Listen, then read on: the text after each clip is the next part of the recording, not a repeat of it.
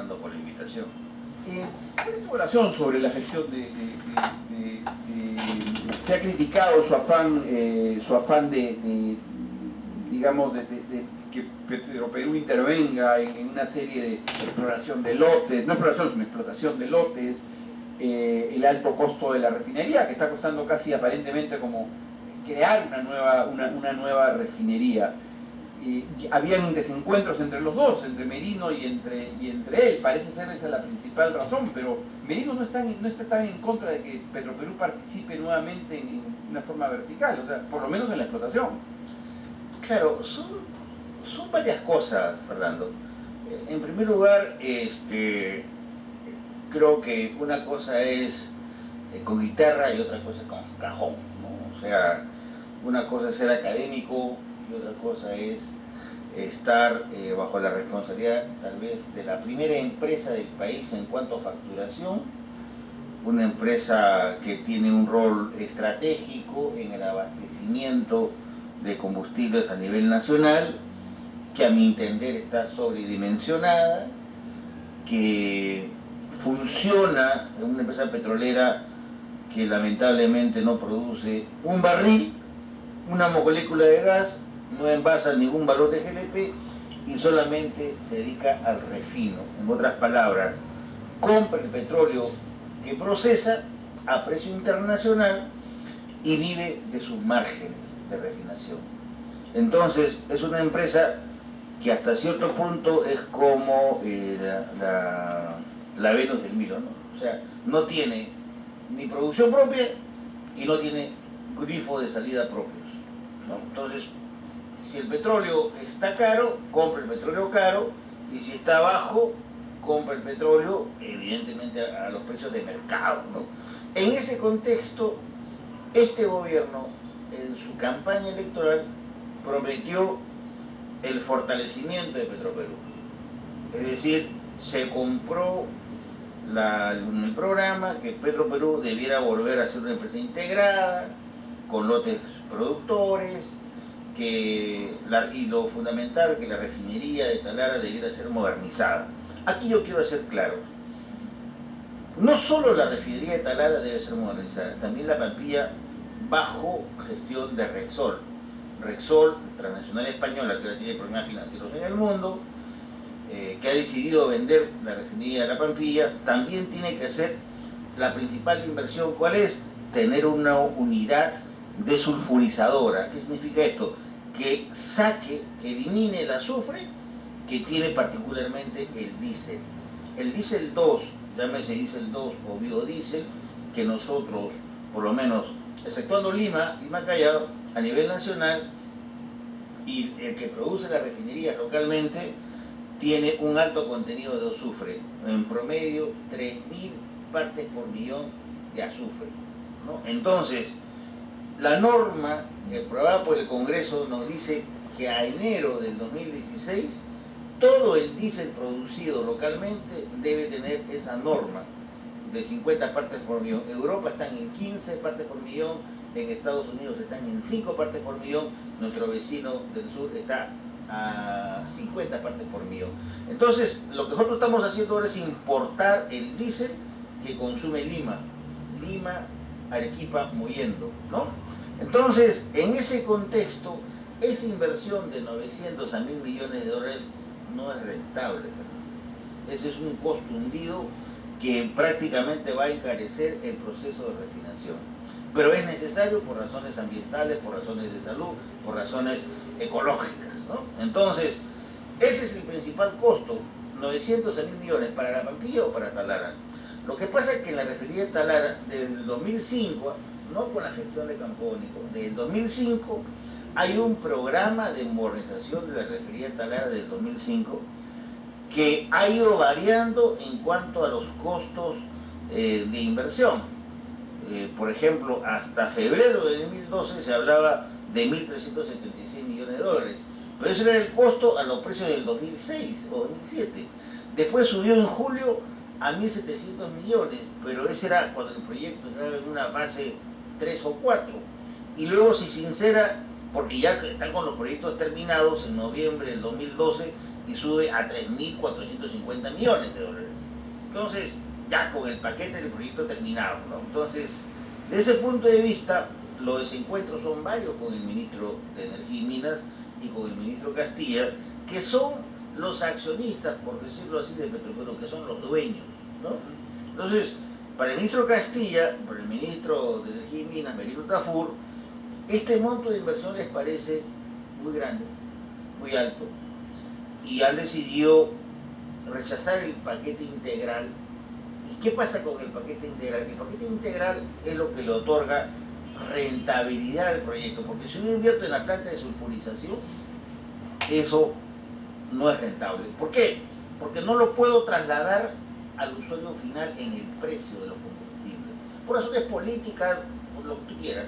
Entonces, en Petroperú se pensó hacer una serie de procesos, empezando por la ampliación de la capacidad de refino, pasar de 65 a 95.000 barriles con una refinería nueva, que no se explicó y que no se comunicó realmente. Habría que hacer una refinería nueva. Es una refinería nueva lo que se está teniendo. Ya. Ampliación de unidades, por ejemplo, para explicarme mejor, de la planta de craqueo catalítico, que me permite producir más GLP, más gas licuado de petróleo, más diésel, más gasolina de octanaje. Tampoco se explicó bien. Una planta de hidrógeno, porque tú no puedes tener una planta de sulfurización si previamente no construyes también una planta de hidrógeno. Entonces el ministro dice ahora se va solamente a hacer por partes y se va a hacer la planta de sulfurización y no se va a hacer la planta de hidrógeno. Ahí está hablando mal asesorado, porque una es condición de la otra, ¿no? Entonces, si yo tengo dióxido de azufre o tengo azufre en los combustibles y tengo una planta de hidrógeno al costado, puedo tener un negocio rentable como es una planta de ácido sulfúrico, H2SO4, recuerda tu clase de química, ¿no? Entonces, y el ácido sulfúrico, la tonelada, se exporta y sirve para el mercado interno, para la minería, para el proceso de lixiviación del oro, del cobre. ¿Cuánto cuesta la tonelada de ácido sulfúrico? 100, 150 dólares, precio del mercado. Entonces, eso lo rentabiliza. Suponía también tener una planta propia de energía, aprovechando el gas de Tanara, para que tú te autoabastezcas de energía en la nueva refinería e incluso el sobrante lo vendas al sistema, lo cual te significa ingresos. Tener una mayor planta de agua del mar, de salinización del agua, a cargo de terceros, una inversión de Petroperú. Es decir, se hablaba de todo un complejo que lamentablemente no se comunicó. O sea, no se comunicó. Entonces, la gente se sorprende. Oye, tú hasta febrero o marzo hablabas de 1.376 millones. En julio subes a 1.700 y en noviembre a 3.450 millones. Eso es difícil de incorporar, ¿no? Entonces, pero igualmente la Pampilla va a tener que hacer la inversión de sulfurización. 1.000 millones, 900 millones. O sea, quien compre la Pampilla, y yo siempre me he opuesto que Petroperú, si Petroperú no tiene el financiamiento necesario para la memorización de Talara, mucho menos pues va a tener para tener la Pampilla, ¿no? En todo caso, yo siempre he dicho, me recuerdo a Quijote de la Mancha que decía, quien mucho abarca, poco aprieta. Oye, restríngete a la memorización porque este es tu objetivo estratégico. Con respecto a los lotes, a la producción, hay contratos, Fernando, que ya vencen el próximo año. O este año, 2013, 2014, 2015, porque fueron transferidos al sector privado en la década de los 90. Lotes marginales. Pero hay un lote que no es marginal, que es lo que yo llamo un bocato de cardinales, que es el lote 1AB, donde está Pluspetrol, donde tú tienes 300 millones de reservas probadas, 120 y probables el resto, ¿no? ¿Qué significa esto? Es como tener plata en el banco. O sea, tienes reserva probada, o sea, el riesgo es mínimo. El hecho de que tú lo puedas explotar económicamente, hay un 90% de probabilidad de éxito. Con esas reservas, con esos 120 millones de reservas, tú puedes ir a cualquier banco y solicitar financiamiento para tu refinería. O sea, esa es práctica, ¿no? Lo hacen todas las empresas. ¿Por qué no Petroperú?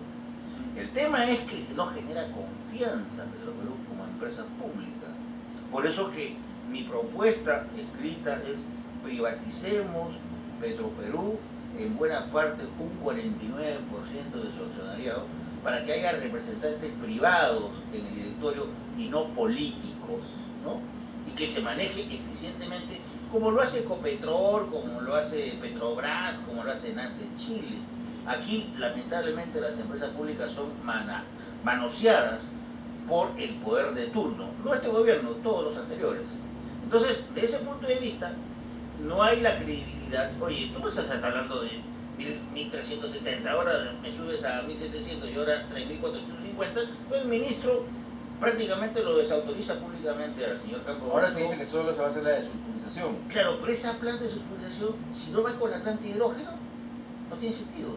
Es más, hay una unidad que me estoy olvidando, que es la unidad de tratamiento de crudos pesados.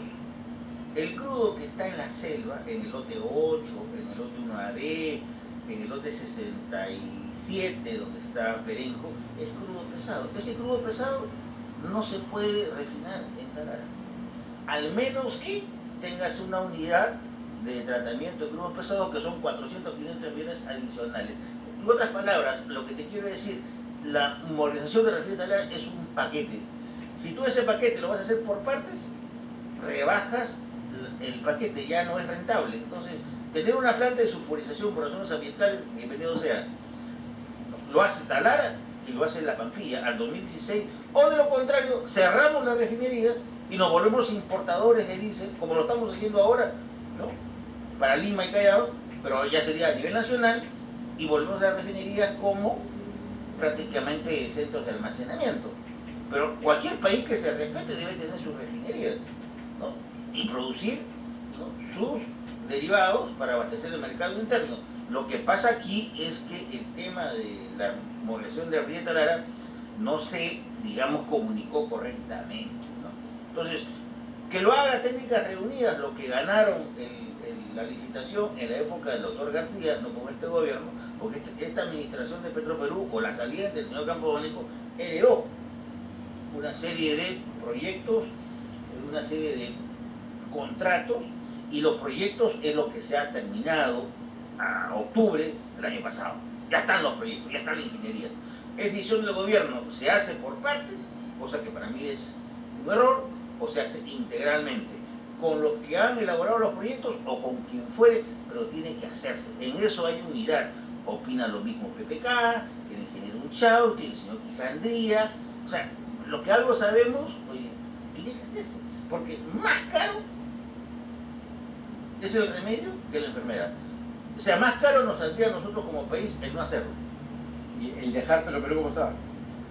Y no, el Petroperú debe ser reestructurado, pues. Pero, ok, pero Petroperú debe ser reestructurado, pero eso... A ver, le voy a dar te voy a hacer una pregunta, señor Hurtado. Muy buenos días. Buenos días. Se está diciendo que ahorita hay un conflicto, no estamos las cosas muy claras en Petroperú. ¿Por qué cree que Petroperú quiere invertir en La Pampilla si no puede costear sus proyectos anteriores?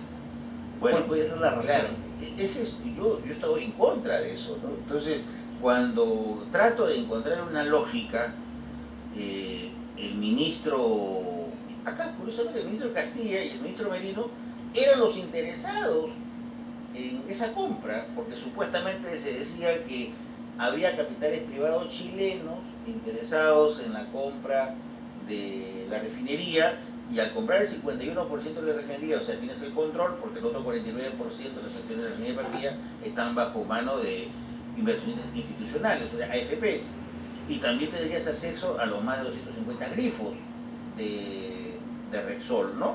Entonces, eso no salía de Petroperú, salía porque el ministro era, pues el accionista era, yo personalmente ahí no estoy de acuerdo. O sea, quien mucho abarca, poco aprieta. Entonces, es más, este gobierno con este ministro metió a Petroperú en el gasoducto del sur, andino, igual que Electroperú, ¿no?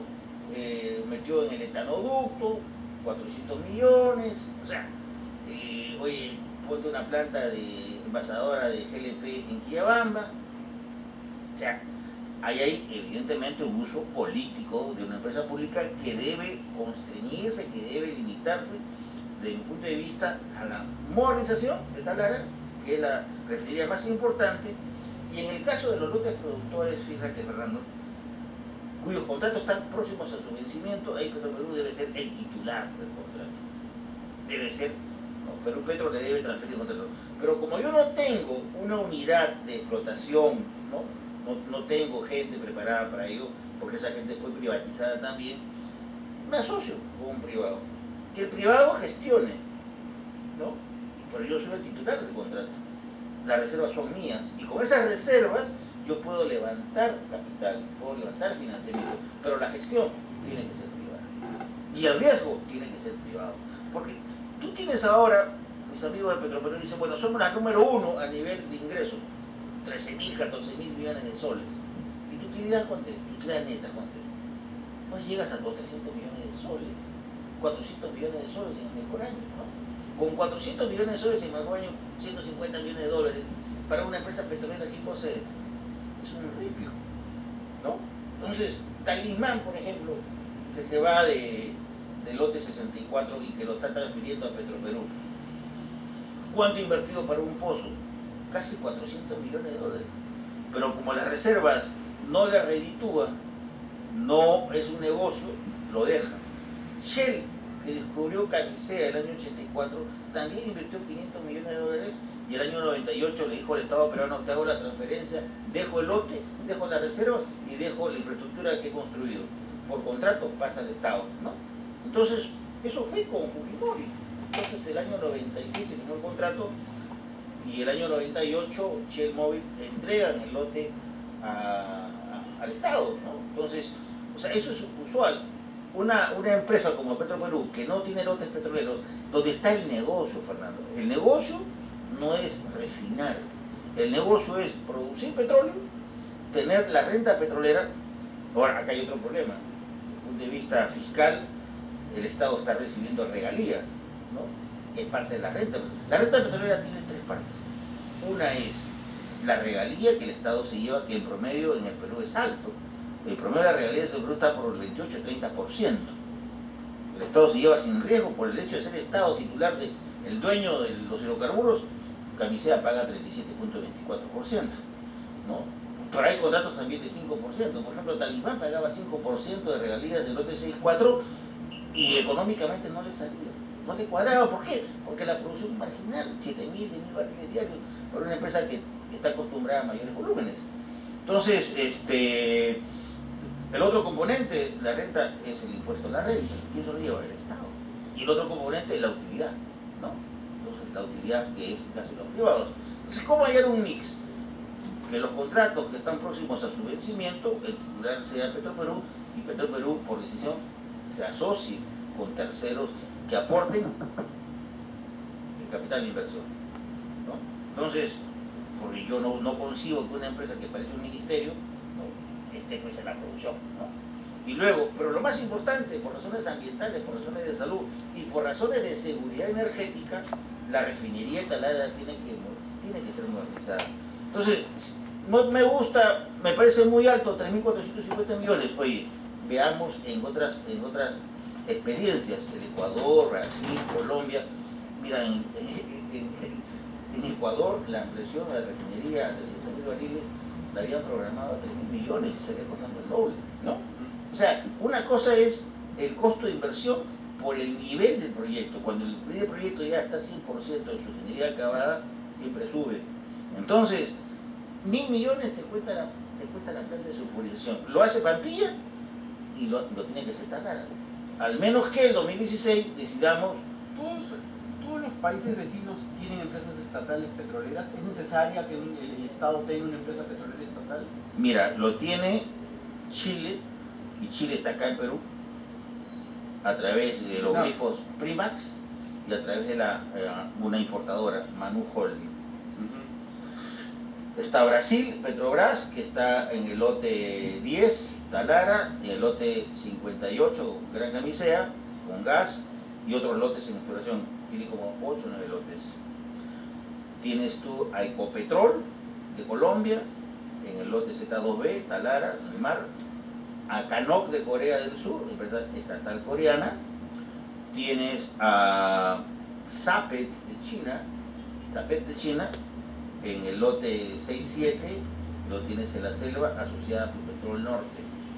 O sea, tienes una serie de empresas, ¿no?, estatales exitosas. En América Latina, los únicos países que privatizaron sus empresas estatales fueron Argentina, Bolivia y Perú. Argentina ha vuelto, como el ave fénix, a resucitar yacimientos petroleros fiscales, pero de una forma que yo no la quisiera para el Perú. O sea, claro, nacionalizando. Y por otras razones, ¿no? No por entonces, temas meramente técnicos. Claro, es que en Argentina del 2001, por decisión de gobierno, el precio del barril costaba $41. O sea, en el mercado podía estar a 150, como llegó en julio del 2008, pero en Argentina se valorizaba a $41. Entonces, ¿qué empresa va a invertir? Ninguna. Lo mismo en Bolivia, por decreto le dabas, Evo Morales da un valor al barril de petróleo. Entonces, por eso se han convertido en países deficitarios. O sea, no tienen reservas. En el caso nuestro, la legislación es atractiva, pero geológicamente no tenemos un descubrimiento fuera de Camisea. Los descubrimientos que tenemos son descubrimientos muy pequeños, marginales. No estamos atrayendo a las ligas mayores, a las grandes empresas. Es más, se están yendo. Se están yendo porque el Perú a lo mejor no es un país petrolero.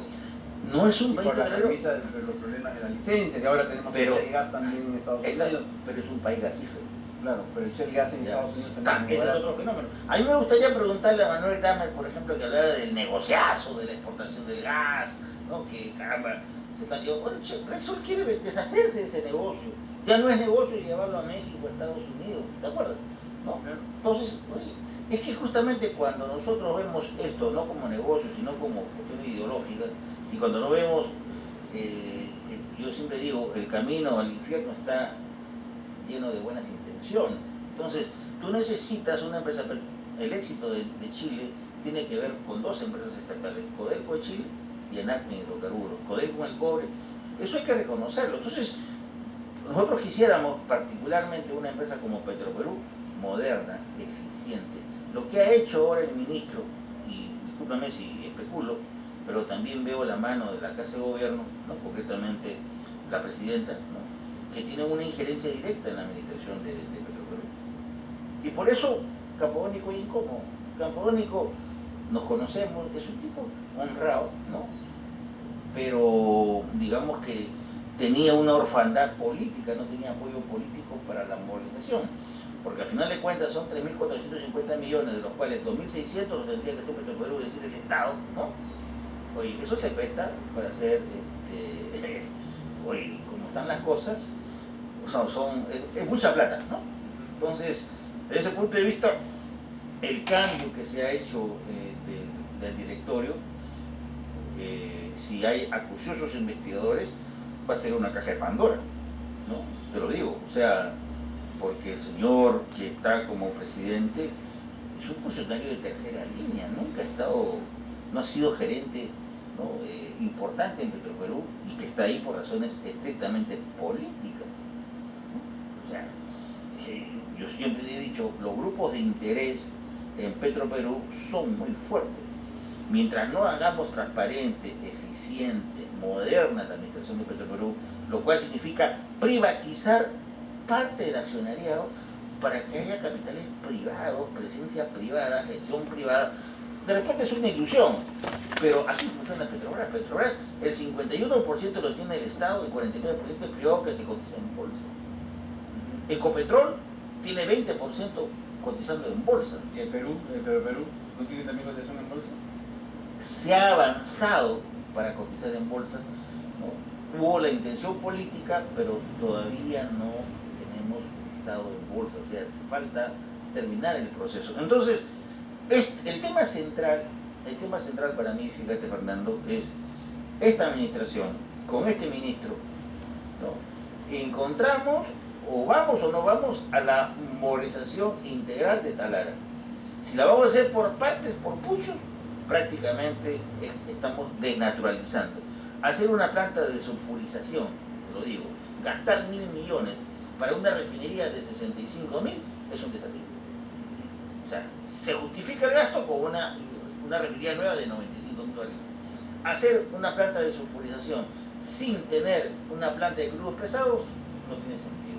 Sin tener una planta de hidrógeno no tiene sentido. Sin tener una planta de ácido sulfúrico no tiene sentido. Sin tener una planta de energía mayor a la que se tiene no tiene sentido. Entonces, aquí el problema es técnico y la decisión es política.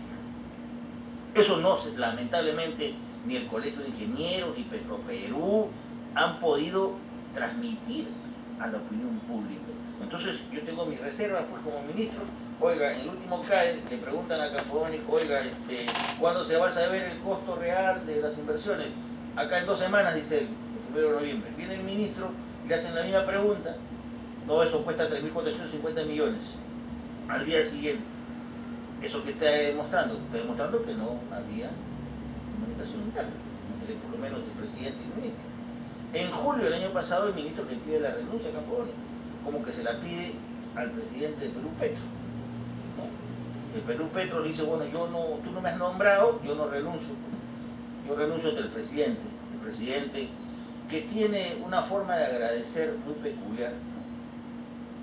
Sobre todo con sus amigos, con su grupo, y cambia pues ¿no? Para bien o para mal tenemos un presidente súper pragmático, pero en este caso el pragmatismo lo que tenemos que asegurar es la seguridad energética, y esa seguridad energética pasa por tener el gasoducto andino, por ejemplo, en su versión original, conjunto, por ejemplo, o con quien fuera, porque tiene un contrato, ya tiene 3 años, tiene la licencia, tiene el IA, ¿no?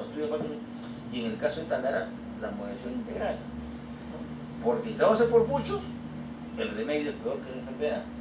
Entonces no tiene sentido invertir 1.000 millones en una refinería mediana de 65.000 barriles, teniendo las mayores reservas en la selva de crudo pesado. Porque ese crudo pesado tendrá que exportarse. Cuando tú exportas crudo pesado, es castigado. Y justamente algo de lo que se hablaba era que sí, la tratar de mejorar la refinería pueda procesar crudo pesado. Pero procesando crudo pesado no se puede sacar un petróleo igual. Si tú tienes la planta de tratamiento de crudo pesado, sí. Sí, pero el ministro ha dicho que no, va solamente la planta de sulfurización. La verdad es que aquí hay un limbo, ¿no? O sea, pareciera que aquí se cruzan intereses, pero lo más importante, Fernando, en la gestión de Campodónico, es que los proyectos ya están terminados. Ya está terminado. Ese es un avance. Ahora, ¿cómo se hace? ¿Cuándo se hace? Se hace por partes, se hace integral. Mi consejo es que sea integral. Con quien fue. Porque, ojo, esas máquinas, técnicamente, toda esa maquinaria, tiene que ser hecho a pedido. No es que está en el mercado que yo voy a comprar 1 kilo de papas, no. Las especificaciones tienen que ser, ¿no?, adelantadas. Y eso toma su tiempo. A mi parecer, como van las cosas, con estos retornos, idas y vueltas, yo no creo que al enero del 2016 tengamos nosotros la producción de combustibles con 50 partes por millón. O sea, la duda te mata. Entonces, lo importante es que ya están los proyectos. Lo que empezó en 2005, que se concesionó, se licitó por contrato para técnicas reunidas en 2010, se terminaron los contratos o los estudios, ya están terminados en octubre del 2012, de todos los proyectos conexos. Bueno, eso ya lo tiene el Estado. Entonces el Estado ahora, si tienes tu plata, no es que tengas en efectivo. ¿Dónde está la plata? En las reservas. Las reservas de los lotes cuyos vencimientos están próximos. De aquí al 2015. Esas reservas son del Estado. Si tenemos política de Estado, es decir, al margen de los avatares de los gobiernos, esa debiera ser la garantía para levantar financiamiento, para levantar capitales, sin poner en riesgo los recursos públicos. De eso se trata. De eso se trata, Fernando. O, de lo contrario, pues, vamos a seguir respirando combustibles con 50 partes por millón. Por eso, la papilla que él dice, Repsol dice, yo no voy a invertir esos 1.000 millones, yo vendo mi participación. Entonces, quien compre la Pampilla va a tener que hacer esa inversión ambiental, va a tener que asumir los pasivos que son de largo plazo, son como 600 millones, más el precio de ese 51%. Yo ahí, a ese tipo de aventuras, no las comparto. Serán otros especialistas. La pregunta es, ¿tenemos la necesidad? ¿Podría ser que Petroperú se privatice? ¿Funcionaría mejor el mercado si no hubiera empresa estatal en el sector? Yo creo que si Petroperú se vende y la asume un privado, ¿o hay necesidad de tener una así como está, para ningún privado va a ser importante tener o interesante una empresa que tiene margen de 2, 3%, olvídate. O sea, con este intervencionismo político en los precios, no, los privados te dicen, no, sigue tú como No, empresa. pero ahora hay libre mercado en el Perú, ¿no? Siempre ha habido libre mercado. O sea, porque a un privado no le va a interesar comprar Petroperú y hacerla rentable. O en el Perú no hay un negocio petrolero alto. En todo caso, cuando listes las acciones de Petroperú, vamos a ver quiénes son los interesados. Lo que se habla ahí es que las AFP podrían ser interesadas, pero oye, tú no vas a rifar las pensiones a futuro en una empresa. Mínimo debería tener pues un 12% de rentabilidad, que no las tiene, históricamente no las tiene. ¿Y no las tiene por qué? Porque ninguna refinería es rentable, incluso la Pampilla es menos rentable que Petroperú. O sea, si Petroperú, ¿Una refinería es rentable? acá en Perú, si Petroperú tiene 300, 400 millones de utilidad neta, ¿sabes cuánto tiene la Pampilla? 50, 100 millones. ¿No? ¿Por qué? Porque la Pampilla importa, Fernando, el 95% del crudo que procesa lo importa, lo compra afuera. Entonces, el negocio, ¿cuál es? Integrado, tener producción propia. Ese es el negocio. Y luego tener grifo propio. Ahí sí tú puedes, con producción propia, con la refinería, con los canales de distribución y con grifos propios, ahí sí ganas. Como que Petroperú, en el año 94, antes de su privatización, sus utilidades estaban por el orden de los 300 millones de dólares, netas, al margen de los problemas que tiene Petroperú, no, porque Petroperú paga pensiones. La pregunta es, ¿qué empresa petrolera paga pensiones? A esto agrégale, es parte del desencuentro. Yo recuerdo que en febrero del 2012 está el presidente Humala, está el ministro Castilla y está el presidente de Petroperú Campodónico. Hay un problema en la selva. Tú en la selva no vas a encontrar más que los combustibles producidos por Petroperú. Pero no te olvides que en la selva hay exoneración. Los combustibles no pagan ni el selectivo al consumo ni el IGB. O sea, son más baratos. O sea, no hay impuestos. Pero sin embargo, el petróleo que necesita Petroperú para refinar paga IGB. O sea, cada año son 200 millones de soles que Petroperú no recupera. ¿Ya? Entonces, y que no es que tú me lo devuelvas, pero por lo menos reconóceme que sea crédito fiscal para poder descargarlo del impuesto de la renta, como lo hace cualquier empresa privada. El presidente ordenó al ministro de Economía, oiga, usted tráteme igual a Petroperú como cualquier empresa. Hasta ahora le están devolviendo. Que no es de ahora, es desde el 2001 viene ese problema, y la exoneración viene del año 98, 97, que el presidente Fujimori con buen tino dijo, bueno, vamos, la selva es vivir en la selva o hacer el negocio en la selva no es lo mismo que en Lima, ¿no? Ya exoneramos los impuestos. Pero eso ha determinado que prácticamente la única empresa que abastece la selva sea Petroperú. Ahí no vas a ver tú la propiedad. No vas a ver Repsol. Porque no es rentable. Porque no es rentable. Ese es el rol social, si tú quieres, que tiene que cumplir la empresa estatal. Y a vender a la punta del cerro o al lugar más alejado. Pero eso no significa, yo siempre digo, carne sale con hueso, el negocio es integrado, tener producción propia, tener refinerías, tener grifos, pero no meterse pues en gasoducto del sur, no meterse en otros negocios que ya escapan a la naturaleza, que no es, o meterse en la Pampilla. En la Pampilla tú tendrías que invertir 2.000 millones de dólares. Con utilidades de 100 millones de dólares, vas a tener que invertir 2.600 millones en Talara, 2.000 millones en la refinería de la Pampilla, porque tienes que hacer la inversión igualito ambiental y tienes que asumir los pasivos del que está ahí, de Repsol. Eso no es aconsejable. O sea, ¿cómo tú impones una racionalidad económica con tus recursos limitados? Hay salidas. El gobierno ha reconocido que el Perú Petroperú debe volver al lastre, a la producción. Para mí, que tenga las reservas, pero que no sea el operador. El operador tiene que ser privado. Eso es definitivo, es algo que El sentido común. el sentido común. Bien, don Jorge Manco Sabonet, muchísimas gracias por haber estado acá. No, gracias, pero acá es que tengo como estar en casa. Ya es casi de la familia. Bien, estamos ahora en línea.